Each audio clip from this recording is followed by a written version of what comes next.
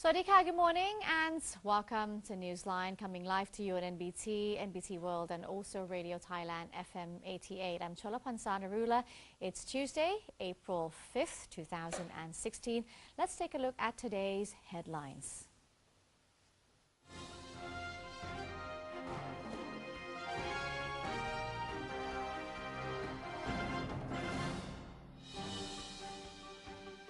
In today's Thailand Moves Forward, Prime Minister General Prayut Chan-o-cha is scheduled to visit Russia this May in a bid to enhance Thailand and Russia's trade ties. Newsline's Niranut Praijakwanit is following the story. To the Kingdom of Thailand. Russia is a longtime friend of Thailand. Both countries will celebrate their 120th anniversary of diplomatic relation in 2017. To commemorate the occasion, a number of activities will be held by both governments, the private sector, and among the public in order to strengthen mutual relations. In the past, Thailand and Russia have signed many agreements in both public and private sectors, and economic cooperation has expanded over time. Recently, Deputy Prime Minister Somkit Jatusipitak met with the first Deputy Minister of Economic Development of Russia, Mr. Alexei Likashev, who traveled to Thailand to make preparations for Prime Minister General Prayut Chan-o-cha's scheduled mission to Russia in May.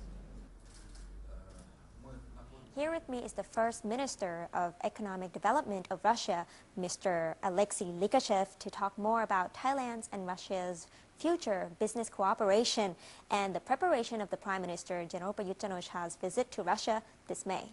So the first question, in your discussion with the Deputy Minister of Somkit on Thursday, you talk about Russia's readiness of expanding economic cooperation with Thailand. In which aspects of economic cooperation is Russia interested? First of all, I would like to thank our Thai friends, not only for constructive dialogue, but also for good hospitality. The talk with Deputy Prime Minister Somkit regarding the whole agenda, we want to bring you a new economic agenda during Prime Minister Prayut's visit to Russia in May this year. I would like to say that we managed to discuss all the main issues, including the agreement on the protection of investment, the free trade area, the creation of high-level working group on trade cooperation, and controlled priority projects. Our job is to make real, specific requirements and specific projects proposed by our private sector. And our next question is, as the main objective of the Prime Minister trip was to create favorable conditions for the revival of bilateral trade, so what kind of projects do you seeking in the priority? Unfortunately, in the past 2 years, the trade turnover between the two countries has dropped, but our leadership provides a contemporary impulse to bilateral trade. The creation of the free trade area between Thailand and the Economic Union will help reduce trade barriers between the two countries, as it will facilitate the transfer of goods across the borders. We will also talk about trade and services, especially tourism, transport and investment, and we hope very much that the creation of free trade area will create favorable conditions to increase trade cooperation and investment. Okay. And what would be the future directions of the two countries' economic cooperation, and what outcomes do you expect from the talks? We had a very interesting talk at the Joint of Committee on Industry, Trade and Commercial Banking in Thailand with the participation of more than 50 Thai companies. On the Russian side, we have many giant companies as well as small and medium enterprises and their associations. We had certain agreements regarding specific projects with private companies of both countries. And now we are moving to the new level of our relationship in the business sector. In the future, it is expected that there will be greater cooperation and a new level of cooperation between the business sector of both countries. To do this job, I hope that our Prime Minister will establish a new high-level working commission which will serve as a single window for the development of trade, supporting investment and monitoring joint bilateral projects.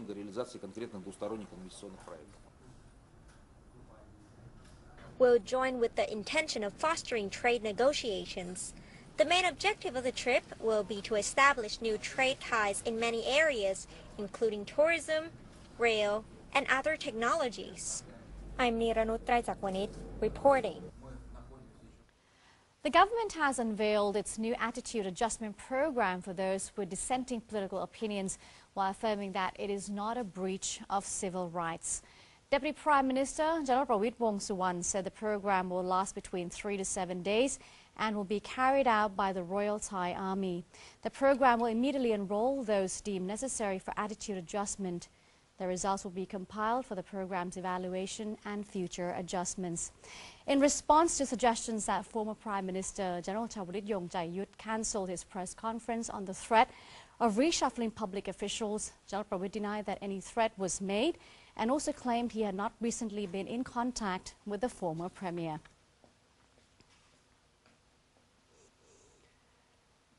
Government spokesperson Major General Sansern Kao Kamnerd has encouraged people to take advantage of tax deductions on Songkran spending. The government has introduced tax deductions on holiday spending over the Songkran period. The tax deductions are capped at 15,000 baht. However, the government spokesperson reported that several restaurants and reports have refused to hand over tax invoices to their customers. He said these businesses have a responsibility to provide these invoices to their customers. Major General Sansern has urged people to seek their invoices in return for payment, as business operators are also required by law to pay their taxes. He encouraged customers to report to the authorities any businesses withholding their tax invoices. Bangchak Petroleum has confirmed that no oil price hikes will be imposed during the upcoming Songkran holidays in order to help ease people's burden from traveling expenses. Bangchak President Chaiwat Kowa Wisarat declared the company's plan to put a lid on domestic retail oil prices this Songkran festival between April 12 until the 18th. Should there be any downward adjustment in the global market, he said domestic rates will be reduced accordingly. Otherwise, he promised Bangchak will keep the rates unchanged throughout the festive period. The price retention measure is intended as a New Year's present for Songkran revelers who will be traveling on the roads throughout the country. However, Mr. Chaiwat gave assurances that the amount of oil available at Bangchak stations will be adequate for holiday makers' demand, as oil trucks will deliver supplies more frequently. According to the president, traditional Songkran activities will be held at all Bangchak stations, while a variety of extra services and special promotions will be offered to customers. Motorists will also be able to avail themselves of the free car checkup provided by the company in cooperation with the Departments of Land Transport at selected stations. The Minister of Agriculture and Cooperatives, General Thatchai Sarikanya, delivered a policy address on reforms to the country's agricultural sector. In his address, General Thatchai acknowledged the issues and obstacles in the policy are due to a lack of understanding by many officials. He said the solution lies in a synthesis of measures and the steady workflow of agencies in various regions, with increased cooperation between the heads of all provincial agricultural divisions. Among the ministry's goals is a 10% annual increase in organic farmland, which aims to reduce the capital required for farmers and support the health and well-being of both farmers and consumers while adding value to the produce. The Ministry of Social Development and Human Security has reported over 80,000 registrants in the government's 400 baht per child policy, while affirming that the payment will rise to 600 baht in the next fiscal year. Ms. Anusi Thapsuwan, spokesperson of the Social Development and Human Security Ministry, disclosed that since September 15 last year, a total of 80,761 people have registered themselves with the government program, offering poor families with infants a monthly allowance of 400 baht per child. The number is equivalent to about 63% of those eligible, and around 23,000 registrants have already received the money. The highest number of registrants was recorded in Pattani province at 4,055, followed by Buriram at 3,458. On the other hand, the lowest figure was seen in Phuket at only 72. Ms. Anusi highlighted the Cabinet's recent resolution to extend the child allowance program from 1 year to 3 years and to raise the amount of payment from 400 baht to 600 baht, which will be effective in the fiscal year 2017. In regard to registration, the Social Development and Human Security Ministry has instructed all local administrative organizations to continue to accept more registrants in a bid to give everyone equal access to the government support. The Election Commission or EC is holding information sessions for various provincial officials to clarify its guidelines of the public referendum. EC Commissioner Thirarodwit said the effectiveness of the referendum will lend credibility to Thailand's political transition. Should the constitution be approved, the country will begin drafting organic laws. He also stressed the importance of budget management by local agencies. Related agencies will be required to raise awareness for the public referendum and encourage people to exercise their right to vote. Mr. Thirawat added that he was confident that up to 80% of the voting population will participate in the referendum. Meanwhile, Election Commissioner Somchai Sri Suthiyakorn said the EC will extend the voting period to 4 p.m., allowing absentee voters to vote online and provide assistance to those with disabilities and the elderly. He also affirmed that the EC will allow equal time for those in support of the draft constitution and those in opposition to voice their reasons. The EC will hand out a booklet to all households containing a summary of the draft charter, as well as the viewpoints of those for and against the draft. He urged all provincial officials to properly inform the voters while remaining impartial. The EC will provide guidelines on the do's and don'ts of how to service the public. The Public Relations Department is holding a training course on Royal Thai vocabulary to ensure proper usage by PRD officials. PRD Deputy Director General Jarun Chayason chaired the opening ceremony for the training course, now in its third incarnation.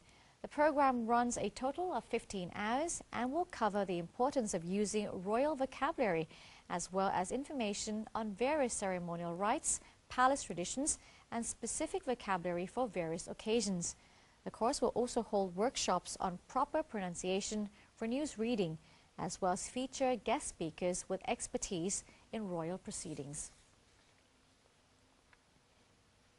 People flocked to the Ministry of Education's fair held next to the Khlong Padung Krung Kasem floating market over the weekend to buy affordable products made by students. Visitors enjoyed a wide array of products, including stationery, student uniforms, and innovations created by students from various institutions. The fair has been organized under 3 different themes. The first theme, which is taking place from now until April 11th, is focused primarily on student-made innovations. The second one, which will take place between April 12 and 15, relates to the Songkran Festival. A traditional water pouring ceremony and cultural dances will be carried out during this period.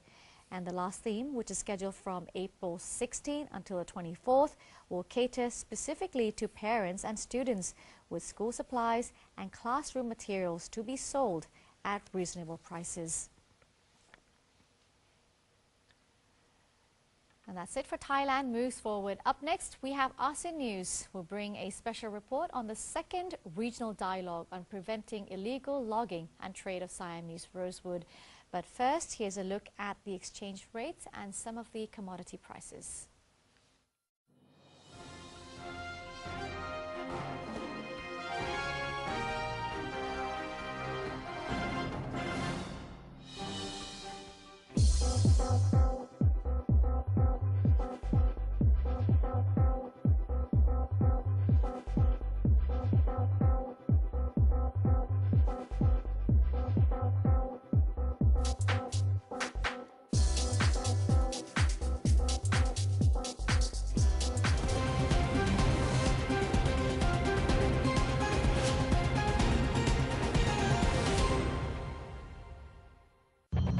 Thai created from Thai wisdom, used to be served on banana leaf, and the banana tree is used for practicing Muay Thai. Muay Thai was trained in the temples, which can be found on the mountains, in the caves, or on the water, everywhere, just like Pad Thai. There are thousands of other stories to discover. Discover your amazing stories in amazing Thailand.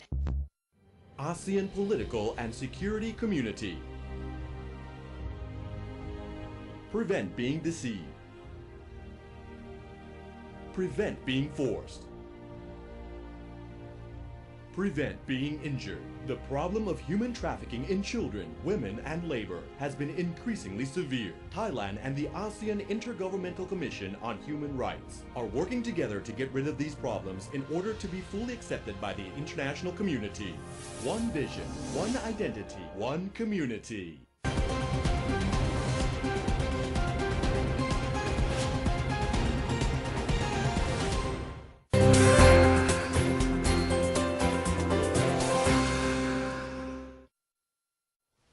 Welcome back. You're watching Newsline.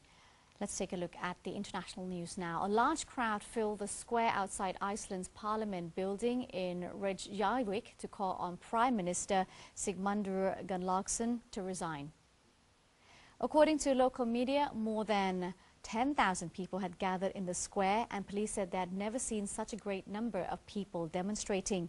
Iceland's opposition has called on Prime Minister Gunnlaugsson and the government to resign and plan a no-confidence vote after a leak of documents stoked anger over his wife owning a tax haven-based company with large claims on the country's collapsed banks. The allegations in the so-called Panama Papers that were released globally over the weekend surfaced in Iceland last month. But the renewed spotlight, as well as the protests, have increased pressure on Prime Minister Gunnlaugsson, who told the media early in the day that he did not plan to resign. He said his wife's overseas assets were taxed in Iceland and that he had put the interest of the public before his own in dealing with the financial claims. The U.S. Secretary of State, John Kerry, has spoken to his Russian counterpart to review efforts to stop the violence that has broken out along the Nagorno-Karabakh line of conflict and how to get Armenia and Azerbaijan to resume talks. Kerry and Foreign Minister Sergei Lavrov also discussed the cessation of hostilities in Syria, State Department spokesman Mark Toner said. Today via phone, obviously, to discuss, and topic number one was to discuss efforts to secure an immediate end of the violence that has erupted along the Nagorno-Karabakh line of conflict, and encourage both Armenia and Azerbaijan to get back to resume settlement talks under the auspices of the OSCE. Let's move on to our next story. South Africa will decide this month whether to push to end a global ban on buying and selling rhino horn. The move could unlock a $2 billion market and seal the fate of a critically endangered species. Rhino horn is prized in Asia for use in traditional remedies, and surging demand has meant more poaching. A record 1,305 rhinos were illegally killed in Africa last year. Buying and selling rhino horn internationally was banned in 1977. But opponents of that ban say that rhinoceros' horns grow back if cut from a living animal. So a properly monitored and legal trade could help save the rhinos rather than condemn them to extinction. The government has not revealed the size of its rhino horn stockpile, though seized from smugglers as well as ones cut from animals that died naturally. But the Private Rhino Owners Association estimates its members have around 6 tons and estimates the state has close to 25 tons. Rhino horn on the street in Asia sells for around $65,000 per kilogram, according to the off-the-record estimates by conservationists. So 30 tons could generate up to around $2 billion. Supporters of legalizing the trade say the money could be used for conservation by the South African government, whose finances are under mounting pressure as it faces possible debt ratings downgrades that could see its borrowing costs balloon. The chair that birthed Harry Potter and millions of so-called Potterheads is hitting the auction block. The wooden dining chair, once owned by J.K. Rowling, comes with a letter in which she said she was sad, very sad to let it go. The chair and the letter were first auctioned off by Rowling back in 2002 at the Cherish, a child auction, which benefited the National Society for the Prevention of Cruelty to Children, sold over $23,000. It was sold again in 2009, fetching $29,000. Heritage Auctions started bidding at $45,000 and it currently stands at $65,000. The auction also includes a lot of 7 British first editions of the Harry Potter series, all signed by the author, with a starting bid of $10,000 to $10,500. And that's it for today's edition of Newsline. If you do have any suggestions or comments, please write to us. The email address is newsline.nbt@gmail.com. You can also follow us on Facebook by simply typing in NNT, and our website is thainews.prd.go.th/en. Today we end the program with some pictures of Florida's artificial reef, which has turned into an underwater art gallery. I'm Cholapansan Rula. We'll see you tomorrow right here on Newsline. Sawasdee ka.